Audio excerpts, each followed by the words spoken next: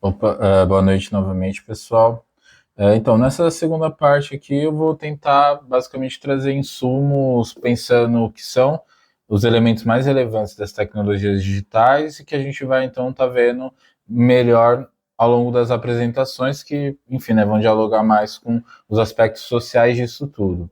Mas, enfim, começando então, a primeira coisa que é importante a gente pensar são os dados, né? Como o Antônio mesmo falou, que vai dar vida, porque a gente está chamando de inteligência artificial e muito da lógica do funcionamento das tecnologias digitais atuais, é a grande quantidade de dados disponíveis que vão tornar funcionais determinados programas, algoritmos, justamente porque você tem escala para que essas coisas comecem a operar de uma forma mais inteligente.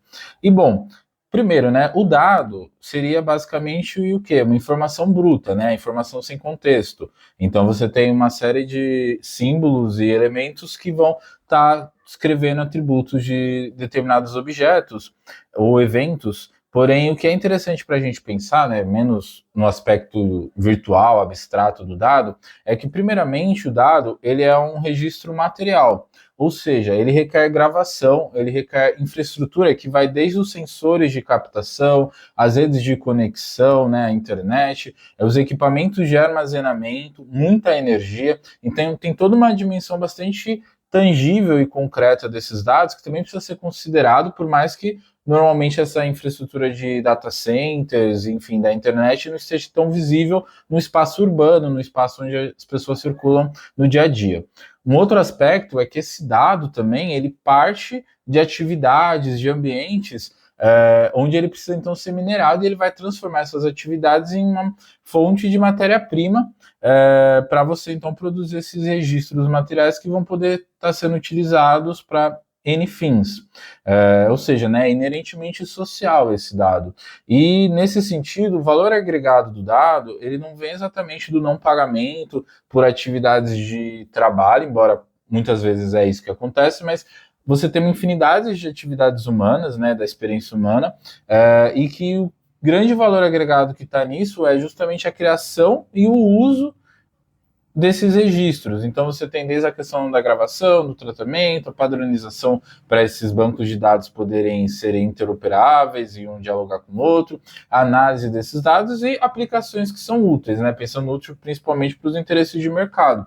Então, por exemplo, a Google ela não vai comercializar simplesmente pacotes de dados para empresas e players afins. Ela vai estar comercializando promessas de boas decisões a partir das análises que ela faz para poder estar promovendo, né, na plataforma dela anúncios otimizados. Então, ela te promete que os anúncios dela vão ser melhor convertidos em vendas. Ô Gui, se você puder passar, por favor.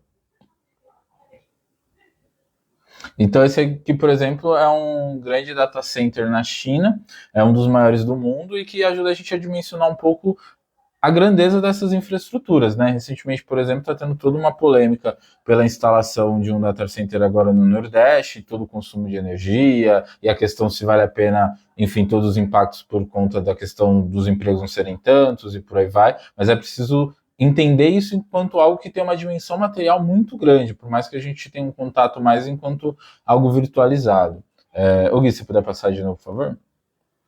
E bom, então, a partir dessa centralidade dos dados, né, a gente pode pensar então num momento de virada, né, que nem o Sandoz que ele vai estar enfatizando, onde a acumulação de dados deixa de ser um custo, deixa de ser um peso para uma empresa ter que arcar com toda essa infraestrutura para poder estar registrando e mantendo esses registros de tudo que acontece no ambiente da empresa e mesmo depois da venda de produtos, para a ser um investimento. Por quê? Porque você vai tendo uma ampliação dessas possíveis aplicações dos dados, então se torna um bem de capital valioso, e a partir disso você tem uma corrida, né, pelo Big Data, que vai acontecer ali a partir dos anos 10 e começa então a ter muito essa proposta de que você precisa usar os dados enquanto um sumo produtivo para tudo, e o dado ele vai começar a ser então algo vital tanto para o funcionamento de tecnologias pontuais, né, que se proliferam pelos ambientes de trabalho e sociedade, como para as próprias organizações em si.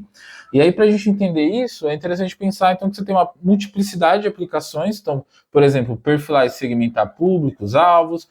Você também tem a questão de otimizar e controlar processos, seja um processo produtivo, processos de venda, administração, modelar probabilidades, né? Ou seja, você pensar os dados no planejamento, que você consegue então ter uma noção temporal, estatística das coisas que são mais passíveis de acontecer, análise de risco, treinar IA, principalmente, né, que a gente vai estar pensando um pouco aqui agora na apresentação, diagnosticar e estender a vida útil de objetos, que cada vez mais os dispositivos eles precisam estar constantemente sendo atualizados, e isso faz com que esses dados que vão ser aplicados em trocentos fins passem então a estar presentes em diferentes ambientes. Então você tem, por exemplo, o próprio corpo com dispositivos vestíveis e dados que vão estar pegando desde batimento, mas enfim, as manifestações do ser humano a nível corporal, as casas, smart cities, finanças, indústria, transporte, distribuição, sistemas corporativos. Então, de repente, quando a gente está pensando nisso, vai muito além do ambiente, por exemplo, virtual das redes sociais, para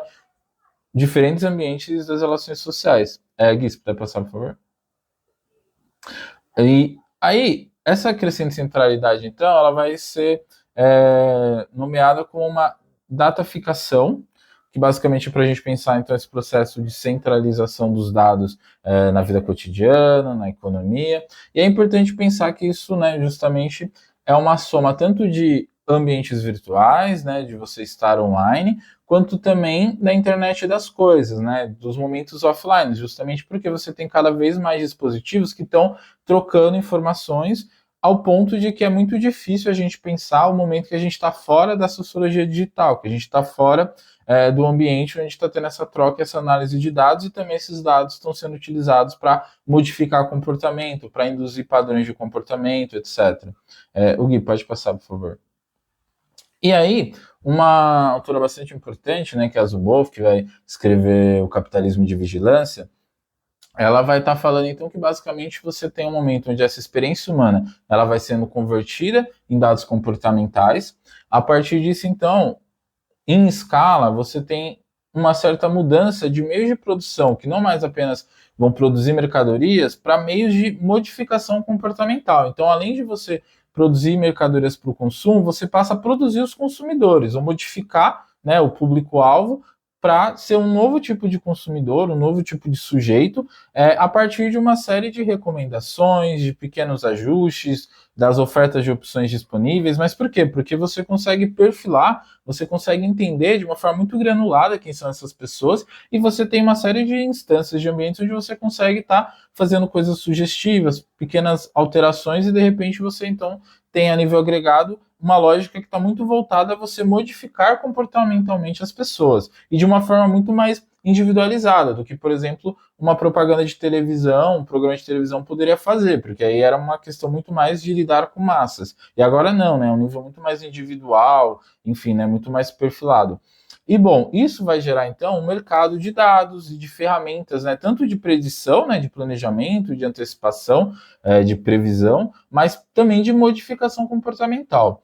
E aí ela vai estar enfatizando que essa busca por certeza, por dados, por, né, uma análise mais objetiva, uma análise de risco, etc., ela vai estar levando, então, na verdade, também a que esses comportamentos, aí a gente pode pensar não só dos indivíduos, mas de modo geral, né, os padrões de eventos, enfim, né, o funcionamento da sociedade, cada vez mais vai se ajustando para se encaixar nesses modelos algoritmos. E aí, né, vale a pena enfatizar que, por exemplo, no livro dela ela enfatiza muito o indivíduo enquanto fonte de dados, porém você tem a infraestrutura pública, corporativa, dados que vêm do meio ambiente, você tem uma série de dados que vão sendo coletados por sensores, etc., e que vai criando essa dimensão informacional da realidade, muito voltado para alimentar algoritmos, para alimentar esses sistemas digitais.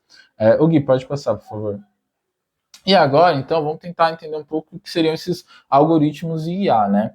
Primeiro, estou colocando junto justamente para tensionar um pouco qual que é a diferença dos códigos e algoritmos que não são inteligência artificial para os que são. Então, aqui primeiro trouxe duas definições, e aí vale a pena comparar assim. A primeira coisa que é importante destacar, então, é que algoritmos podem ser pensados enquanto procedimentos finitos de instruções passo a passo, ou seja, uma receita de bolo passo por passo, e essa receita ela vai estar instruindo uma máquina a estar pegando dados, né, esses dados que são trabalhados para essa máquina. Então, por exemplo, Pascal vai falar que é independente dos dados, no sentido que você tem N algoritmos para lidar com qualquer tipo de padrão de informação, porém, o algoritmo ele está sempre trabalhando a partir de uma base de dados que foi preparado para ele.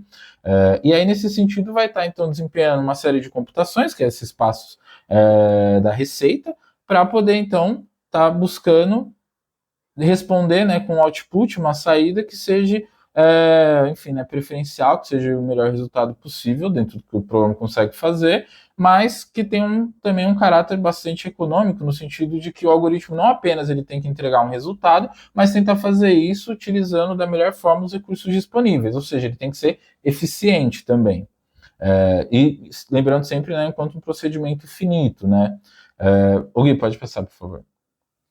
E aí, de uma forma assim bem geral, a gente pode pensar então que os algoritmos eles vão estar automatizando e organizando o emprego dos dados, né? E por consequência o funcionamento das plataformas digitais. Então ele vai estar funcionando ali para coleta, para agregação, análise do Big Data. Então todos esses processos que eu falei, o que vai estar automatizando, o que vai estar fazendo essa coisa realmente acontecer são esses algoritmos. E aí que no fim das contas vai servir para modelizar, para antecipar possibilidades, afetar comportamentos e eventos prováveis. E é interessante pensar, né, a definição que o Russell e o Norvig vão trazer para falar da IA, e eles, né, têm um livro muito de referência assim, no campo para pensar o que é inteligência artificial, está nas referências, mas basicamente então que a IA vai estar lidando com problemas de probabilidade, ou seja, é sempre uma questão estatística do que é mais provável acontecer a partir das médias, então em situações onde você tem a incerteza, você não tem resultados determinísticos de antemão, você na verdade você vai pensar sempre o que é mais provável de acontecer, e não só você tem incerteza em relação aos resultados, mas você também tem situações de incompletude de informações, ou seja, você tem sempre informações parciais sobre aquilo que você está tentando modelizar, sobre os problemas que você tem que lidar, e você tem que tomar decisões a partir disso. E nesse sentido, então, o objetivo é determinar, dentro do que é possível, resultados preferenciais. Pode passar, por favor, Gui. E bom, o que o Pasquinelli vai estar trazendo, né, é interessante, por exemplo, que é pensar justamente esses procedimentos algoritmos, a partir das definições que a gente trabalhou ali, como um processo histórico remoto, né? Então, os procedimentos algoritmos, eles não começam com os computadores modernos. E aí ele vai estar falando basicamente de três tipos de algoritmos. Primeiro, os algoritmos não formalizados, que são incorporados em práticas sociais, ou seja, algoritmos que são procedimentos passo por passo, que as pessoas seguem de forma ritualística, enquanto uma receitinha, mas que não está escrito, que não necessariamente está bem descrito. Então as pessoas fazem, não necessariamente elas sabem descrever o que elas estão fazendo, mas elas fazem de uma forma muito organizada. Aí você tem os algoritmos formais, né, no caso, que estão escritos, que estão bem formalizados, né, e que vão ser aplicados aí desde tempos remotos para uma série de aplicações, seja legislação, gramática, sistemas numéricos, medicina, previsão. E aí é interessante pensar que, por exemplo, os sistemas numéricos, os próprios números decimais, eles só fazem sentido porque você tem todo um algoritmo, que são procedimentos que permitem a gente ler, que permite a gente também fazer continhas, né? Você ter, enfim, soma, subtração, etc. Então, os símbolos em si, eles só passam a ser lógicos e funcionais porque você tem vários algoritmos que estão implicados nessa leitura desses números. E, em último lugar, você tem os algoritmos automatizados, que são algoritmos que são implementados em computadores, em máquinas, e nesse sentido que é o que a gente entende de forma mais corriqueira como algoritmos, mas na verdade você pode pensar os algoritmos enquanto processos sociais que não começam com os computadores. E nesse sentido, tem um outro livro muito de referência também que é interessante para a gente pensar e problematizar os algoritmos, que é o Algoritmos de Destruição em Massa da Cathy O'Neil. E aí ela vai estar falando, basicamente, por exemplo, um dos pontos mais importantes, que tanto a construção de modelos mentais na nossa cabeça, quanto de modelos computacionais que a gente pode automatizar e serem feitos por outras pessoas ou por computadores, vão precisar de alguns elementos, né? Então, um modelo mental para você tentar entender um problema enquanto uma coisa mais abstrata que você descreve na sua cabeça, passa primeiro, então, por você simplificar o mundo em variáveis pertinentes, né? Ou proxies seriam indicadores alternativos. Então, às vezes, você não tem o dado, a informação que você precisa para lidar com aquele problema, mas você vai ter, então, informações indiretas, e na verdade esses indicadores, esses proxies, podem ser bastante problemáticos, porque às vezes você está entendendo que uma informação ali vai te dizer sobre o que você quer, mas na verdade não, vai estar só introduzindo um viés. E além disso, você precisa testar e atualizar bastante o modelo. O Gui, pode passar, por favor. Aí aqui só também para visualizar, então esse, por exemplo, é um algoritmo de um ritual védico, que chama Agni Kayana, e ele tem documentado, né, documentos preservados, desde 800 a.C. na Índia. Isso serve basicamente ao quê? Para você formar altares, onde você tem, enfim, né, todos esses recortezinhos, esses blocozinhos, e você consegue, então, com a mesma proporção geométrica, fazer esse negócio em tamanhos diferentes. Então pode ser desde um negócio pequenininho até você fazer essa construção gigantesca para fazer esse altar, que depois você taca fogo para esse deus antigo. E se você colocar o nome desse negócio aí, aparece um álbum de rock instrumental bem legal. Pode passar, por favor. E bom, aí agora, para a gente pensar então propriamente a inteligência artificial, o Russell e o Norvig eles vão estar falando que basicamente o campo tem 4 definições possíveis e que as técnicas normalmente estão dialogando um pouco com essas definições. Então, primeiro, inteligência artificial pode ser pensada enquanto um meio e processo similar ao pensamento humano, ou seja, computadores que conseguem simular um comportamento humano e um comportamento que, para o ser humano, é entendido como inteligente. Segundo lugar, um meio processo racional, ou seja, partindo de uma lógica de racionalidade, mas que não necessariamente precise envolver o pensamento humano.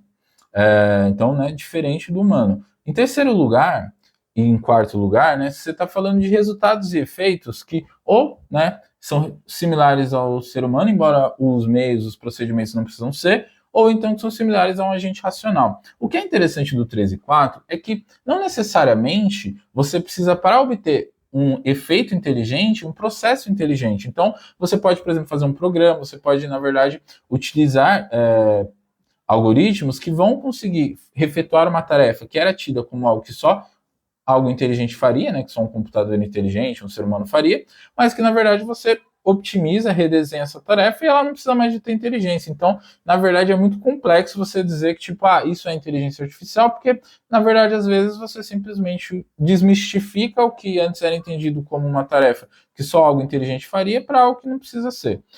Então, nesse sentido, eles vão enfatizar que é o uso parcimonioso de recursos, que é uma das grandes diferenças, né? Para você falar, tipo, esse computador é inteligente porque ele é eficiente.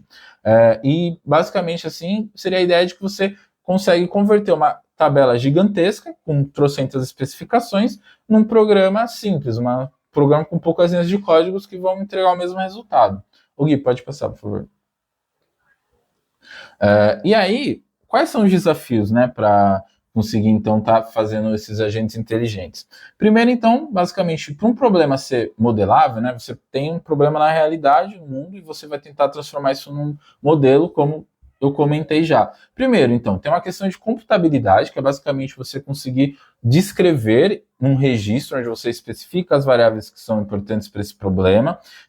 Então, você basicamente tem que criar uma representação que você consiga, né, descrever isso e ter dados para poder, então, enfim, né, efetivando essa representação. Além da computabilidade, você também tem a tratabilidade, que é onde a coisa fica mais delicada, que é justamente o quê? Você tem que criar um problema que, ao tentar processar essa informação, o computador não leve uma eternidade, você não precisa de uma quantidade de recursos computacionais infinitos. Por quê? Porque basicamente, conforme você vai acrescentando variáveis, elas vão se combinando, e isso gera normalmente uma explosão de variáveis, né, de combinações. E aí essa explosão combinatória torna os problemas intratáveis. Então, a grande questão é conseguir registrar e conseguir processar isso de uma forma eficiente.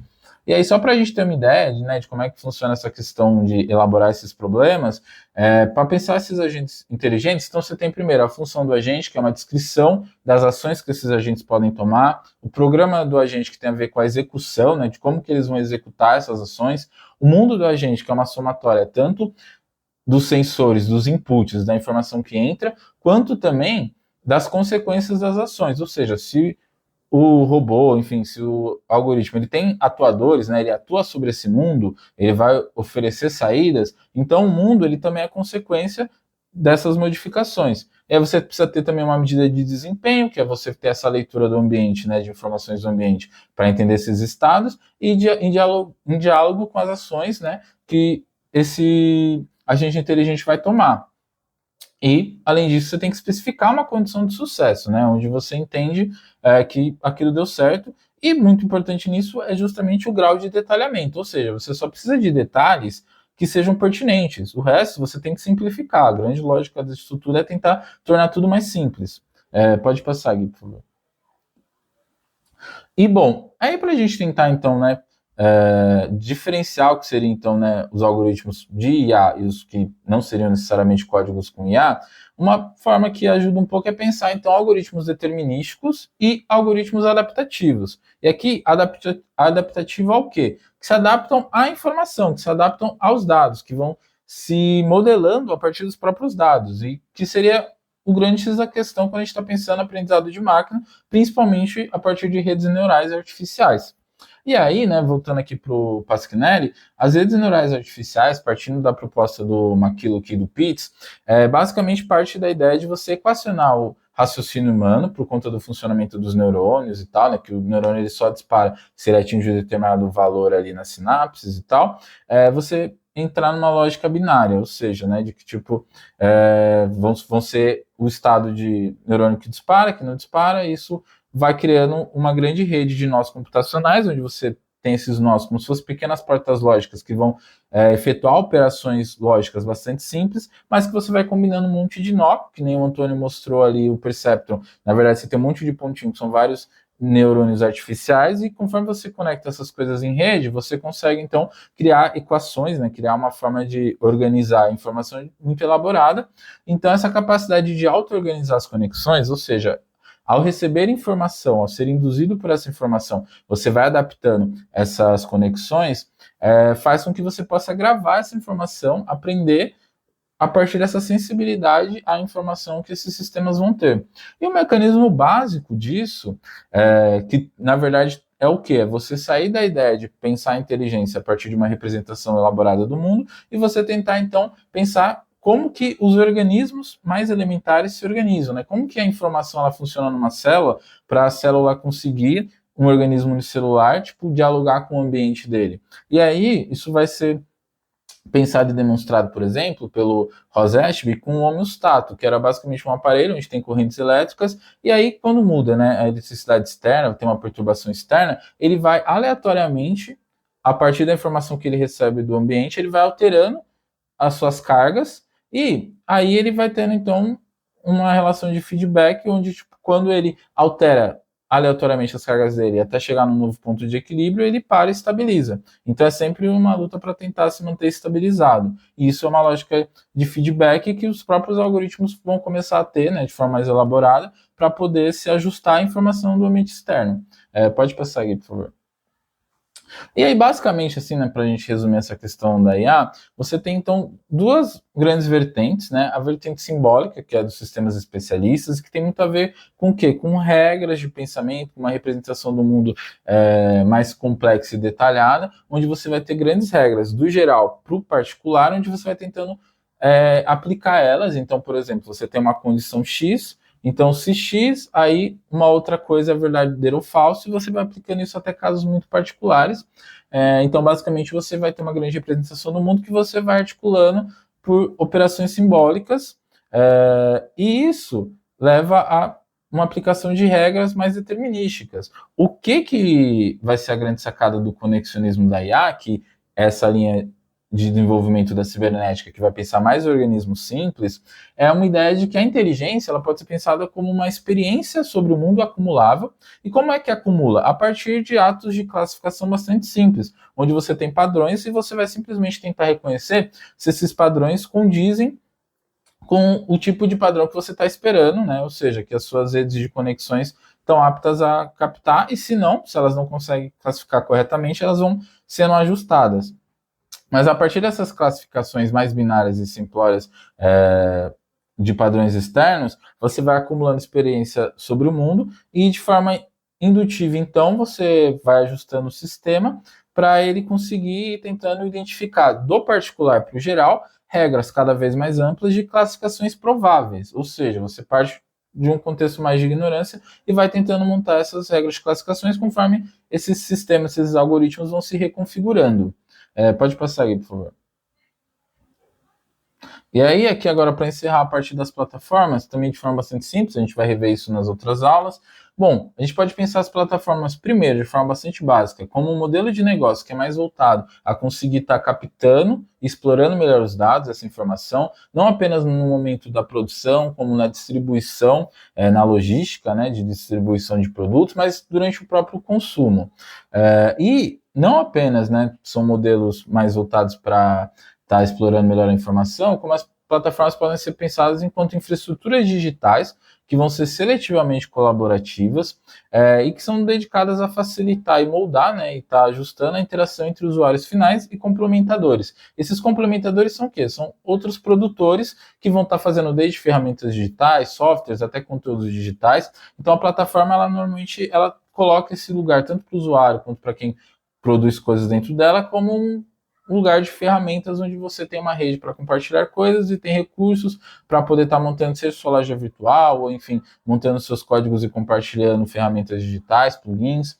Mas não apenas elas são infraestruturas digitais, como também elas vão funcionar como mercados multilaterais, onde você tem e-commerce, você tem uma lógica de diferentes players tentando, enfim, se viabilizar economicamente. Também funcionam como instrumentos de governança, onde você tem termos de uso, entre outras coisas, e também uma cultura de usuários, né? Então você tem uma determinada cultura de pessoas que vão se adaptando a utilizar essas plataformas. O Gui, pode passar, por favor.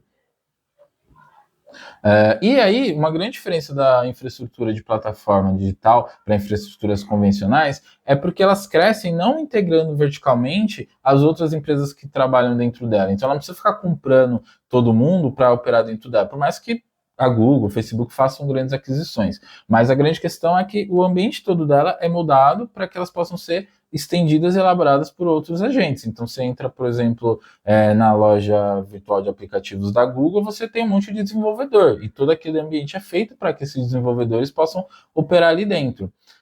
E, nesse sentido, então, você tem, por exemplo, a Paz vai fazer uma tipologia de plataformas por tipo de serviço, né, por propiciações, então você tem plataformas para outras plataformas, plataformas com ferramentas digitais e suporte digital, plataformas de mediação de trabalho, plataformas provedoras de serviços diversos, como Uber, Airbnb. Gui, pode passar, por favor. Aí uma outra forma também de pensar essas plataformas, né? O Nick Sinizek no Capitalismo de Plataforma vai estar falando muito de como que essas plataformas vão gerar receita. Então você tem plataformas para anúncios de, enfim, né, para informações para poder fazer anúncios optimizados, de infraestrutura digital, né? Então, em vez de uma empresa ela ter os próprios computadores e servidores, ela vai usar, por exemplo, da Amazon, plataformas industriais, que é basicamente uma empresa cheia de sensores em todas as etapas, aí produtos como serviços, né, que em vez de você comprar produtos, você só ficar assinando serviços, plataformas enxutas que tem muito a ver com você externalizar custos, então, por exemplo, um aplicativo de carro que não tem carro, que o carro, na verdade, é de quem trabalha nele. E aí você tem também, que o Nixon Isaac coloca, que é muito interessante, algumas tendências, que é a questão do monopólio, por conta dos efeitos de rede. O que são esses efeitos de rede? Quanto mais usuários, né, seja usuários finais ou complementadores que produzem coisas, estão dentro da plataforma, mais essa rede é valorizada e maior ela tende a ficar. Então, uma rede grande tende a continuar maior, isso leva a um efeito de monopolização. Também tem uma questão da disputa por posições estratégicas, porque normalmente uma plataforma ela vai usar serviços de outras plataformas, mas ela vai querer que as outras plataformas e usuários fiquem dependentes dela e ela não tenha dependência dos serviços, da tecnologia de outras empresas. E nisso leva a uma terceira tendência, que é uma lógica de cercamento, ou seja, você tanto por conta de convergência tecnológica da sua empresa ser capaz de produzir os processos que antes a concorrência precisava te oferecer, como também uma lógica de incompatibilidades intencionais. Então a Apple é campeã nisso, de você, ao ter um serviço da Apple, você começa a ter que ter tudo da Apple porque as coisas não são compatíveis. Pode passar aqui, por favor.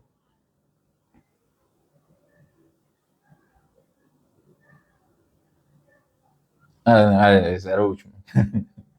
Foi.